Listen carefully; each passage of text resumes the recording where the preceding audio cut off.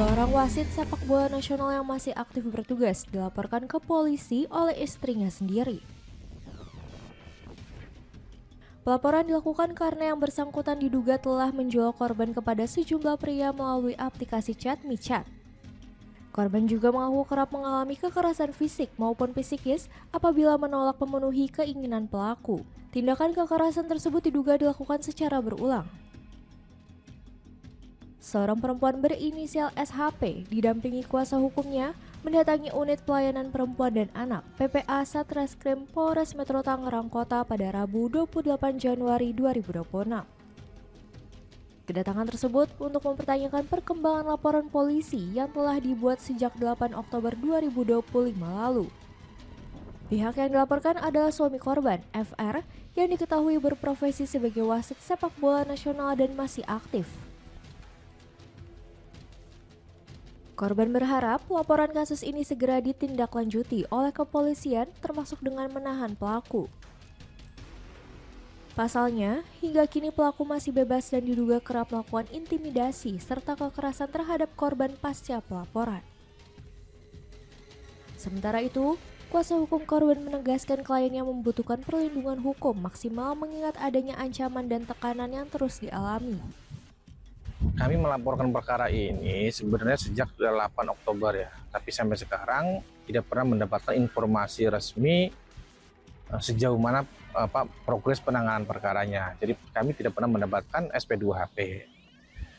Dan menurut kami ini tentu keliru kalau penyidik polisi tidak memberikan SP2HP, sehingga kami datang ingin mengetahui sudah sejauh mana penanganannya gitu. Jadi itu yang paling pokok. Nah, kami juga sebenarnya mendesak penanganannya agar lebih cepat lagi, segera juga dilakukan penahanan. Karena dari masa 8 Oktober laporan sampai kemudian saat ini, itu korban itu pernah juga diintimidasi ya. Pernah kejar-kejaran, kunci motor mau diambil dan seterusnya, terjatuh juga di dekat Puspem. Itu jadi menurut kami ini berbahaya kalau kemudian tidak segera dilakukan penahanan begitu. Jadi semestinya penyidik segera. Suaminya ini guru dan juga wasit sepak bola nasional. Guru apa, Bang? Guru pendidikan olahraga, guru olahraga. Oh, SD. SD ya? SD. Itu wasit Liga 1 atau Liga apa? Liga 2. Ada pemaksaan atau intimidasi? Makasih ya, mendalam yang banyak. Jadi tuh waktu pertama dia ngajakin saya kayak gitu ya, berhubungan intim dengan laki-laki lain tuh, saya menolak dan saya menangis. Dia di situ ada KDRT dan menyiram saya pakai galon ya, air galon, siram sampai tempat tidur basah, dan itu dilakukan KDRT. Dia ada pemukulan di bagian tangan, lalu berikutnya beliau juga mengajak terus dengan pengancaman, kalau ingin rumah tangga baik-baik saja, ikutin mau gua, kata dia. Lalu kalau lu nggak mau, gua bakalan cari cewek lain yang mau diajak kayak gitu, Pak. Itu yakin dengan Mbak untuk melayani atau gimana kayak seperti jualin? Sebelumnya kan saya nggak tahu ya saya dijual atau enggaknya. Jadi di situ tuh dia mendatangkan itu tanpa sepengetahuan saya. Tanpa sepengetahuan saya, dia mendatangkan laki-laki itu. Saya disuruh jemput dan saya di situ nggak suruh jemput itu. Laki-laki itu sempat pergi. Lalu si laki-laki sempat pergi, dipanggil lagi sama si F untuk pakai saya. Lalu pas di situ tuh sebelumnya itu dia ada narik baju saya, dan maaf ya untuk foto bagian payudara saya itu difoto sama beliau untuk dikirim, nggak tahu itu kirim kemana gitu sih. Dia diancam pokoknya. Ada ancaman? Di situ ada ancaman, ikutin aja dulu, diem aja pokoknya. Saya tuh disuruh diem aja karena kan juga satu rumah ya sama mertua, jadi dia takut kedengaran sama mertua. Dan di situ saya posisinya juga takut ya karena ancaman. Jadi tuh setiap penolakan, dia tuh ada silent treatment ya di dalam rumah tangga itu. Pasti nanti mencari kesalahan saya, lalu ada KDRT, itu pasti. Setiap penolakan pasti ada KDRT. Gitu. Udah berapa kali Kak? Kalau ngajaknya berkali-kali dia. Ngajaknya berkali-kali. Nah, di tanggal 25 itu yang terjadinya, 25 September. Tapi kalau kejadian baru sekali. Iya. Berarti di rumah pribadi sekitar? Iya, di rumahnya. Di daerah beliau. mana Kak? Di daerah Polres Gaga Baru, di Batu Ceper. Berarti di rumah mertua itu ya? Iya, di rumah mertua. Kak bisa juga misalnya pernikahannya udah berapa lama Kak? Gimana? Pernikahannya udah berapa lama dengan si Kurang lebih udah 2 tahun. 2 tahun? Iya, 2 tahun. Sudah punya anak tuh? Belum. Pertemuan di mana Kak? Korban dan pelaku diketahui telah menikah selama 2 tahun dan kini sudah mendaftarkan gugatan cerai di Pengadilan Agama Kota Tangerang.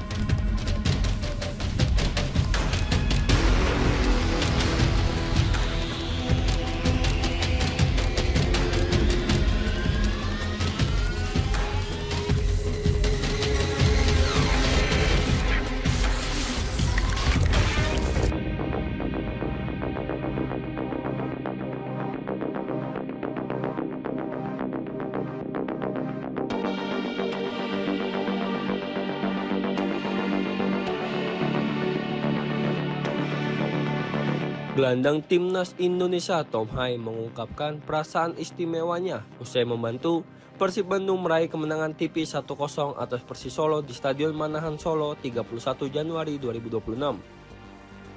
Satu-satunya gol kemenangan Maung Bandung dicetak Andre Jung pada babak pertama. Hasil ini menjadi 3 poin penting bagi Persib Bandung dalam lanjutan Super League 2025 hingga 2026, sekaligus memperpanjang tren positif tim asuhan Bojan Hodak.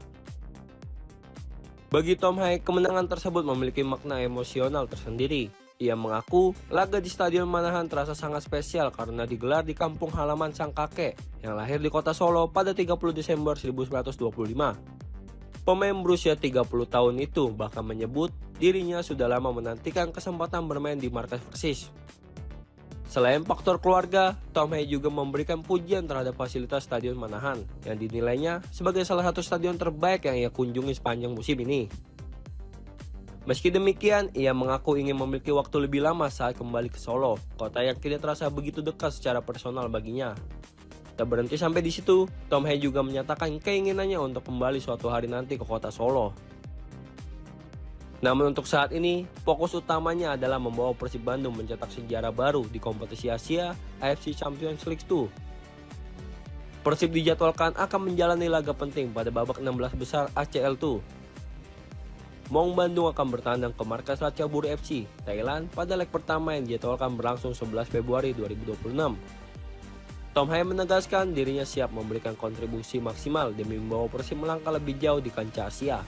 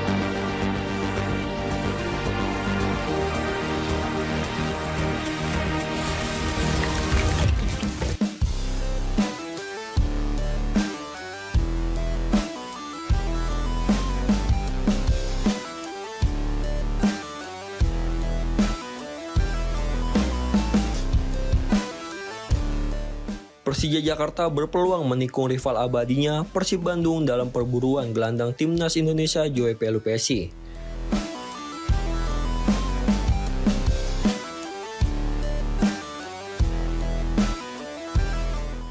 Peluang tersebut terbuka seiring agresifnya Macan Kemayoran di bursa transfer paruh musim 2025 hingga 2026 serta kebutuhan tim akan tambahan amunisi baru.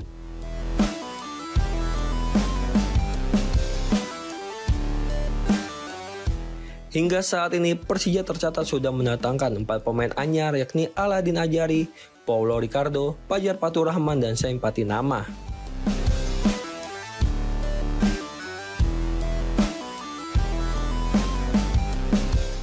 Meski demikian, manajemen belum menutup pintu perekrutan.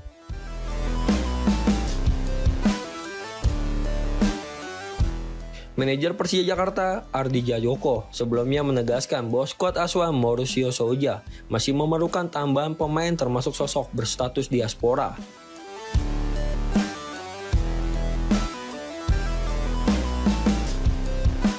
Salah satu nama yang sempat santer dikaitkan dengan Persija adalah Ivar Jenner.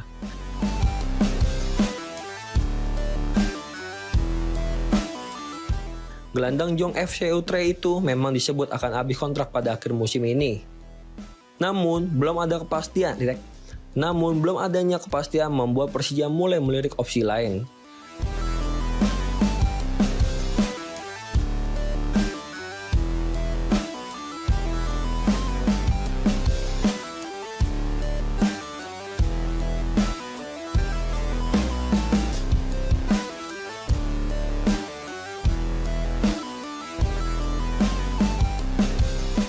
Situasi tersebut membuka peluang muncul nama Joey Pelupessy sebagai alternatif.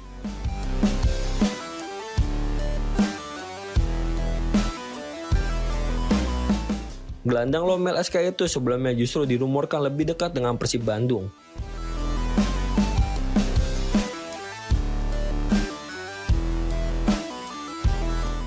Bahkan pada Oktober 2025 lalu, Persija dan Persib disebut-sebut sempat bersaing untuk mendapatkan tanda tangan pemain berusia 32 tahun tersebut.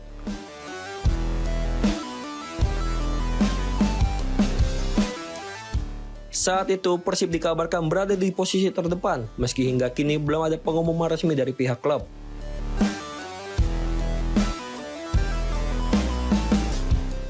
Belakangan rumor kepindahan Joey Pelupessy ke Bandung meredup.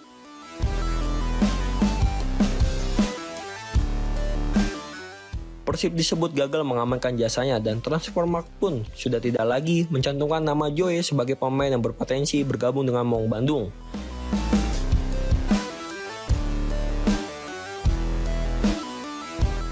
Dengan perkembangan itu, peluang Persija untuk kembali masuk dalam perburuan Joey Pelupessy pun terbuka lebar.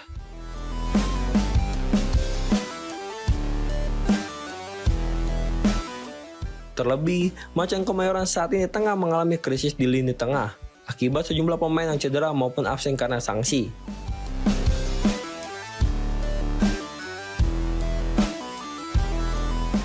Kendati demikian, Persija tetap harus bekerja ekstra jika ingin memboyong sang gelandang.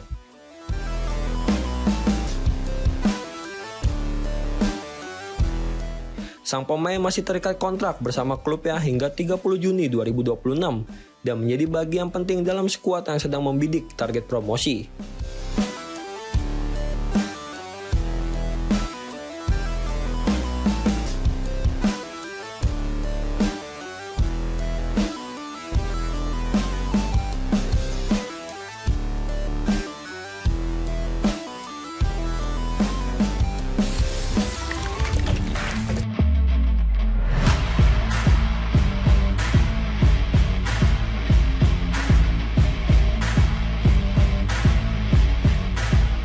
Pemain anyar Persija Jakarta, Sain Patinama, menunjukkan keyakinan penuh saat memutuskan menerima tawaran bergabung dengan klub ibu kota. Keputusan tersebut diambil tanpa keraguan, meski bek kiri timnas Indonesia itu belum pernah merasakan langsung atmosfer kompetisi sepak bola Indonesia. Sain menilai kepindahannya ke Persija sebagai bagian wajar dari perjalanan karir profesional. Bermain di Indonesia menurutnya bukanlah hal asing maupun sesuatu yang perlu dikhawatirkan, mengingat kedekatannya dengan lingkungan dan kultur sepak bola tanah air. Persija Jakarta resmi memperkenalkan Sean Patinama sebagai rekrutan terbaru pada Jumat 23 Januari 2026. Kehadirannya melengkapi aktivitas transfer macan Kemayoran jelang bergulirnya paruh kedua Super League 2025-2026. Hingga saat ini, Sean menjadi pemain terakhir yang didatangkan Persija pada bursa transfer tengah musim. Manajemen klub berharap pengalaman internasional yang dimiliki pemain berusia 27 tahun tersebut dapat memberikan kontribusi signifikan, khususnya dalam memperkuat lini pertahanan tim. Sean mengungkapkan bahwa proses pengambilan keputusannya berlangsung cepat.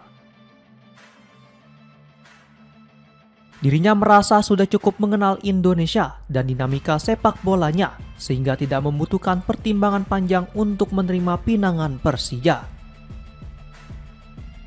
Meski demikian, Sean menyadari setiap kepindahan klub selalu menghadirkan tantangan baru. Perbedaan pelatih, rekan tim, hingga metode latihan menjadi bagian yang tak terpisahkan. Namun pengalaman berkarir di luar negeri membuatnya lebih siap beradaptasi dan menghadapi perubahan tersebut.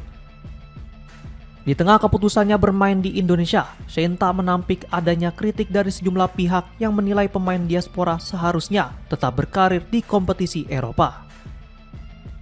Dirinya mengaku memahami sudut pandang tersebut, namun meminta agar perkembangan sepak bola Indonesia juga dinilai secara objektif. Saat ini Sean bukan satu-satunya pemain diaspora yang merumput di kompetisi domestik. Sejumlah nama seperti Jordi Amat, Eliano Reinders, dan Tom Haye juga memilih melanjutkan karir di klub Indonesia. Menurut Sean, kualitas liga domestik memiliki pengaruh langsung terhadap kekuatan tim nasional. Oleh karena itu, mantan pemain Buriram itu menegaskan pentingnya dukungan bersama demi mendorong kemajuan sepak bola Indonesia secara berkelanjutan.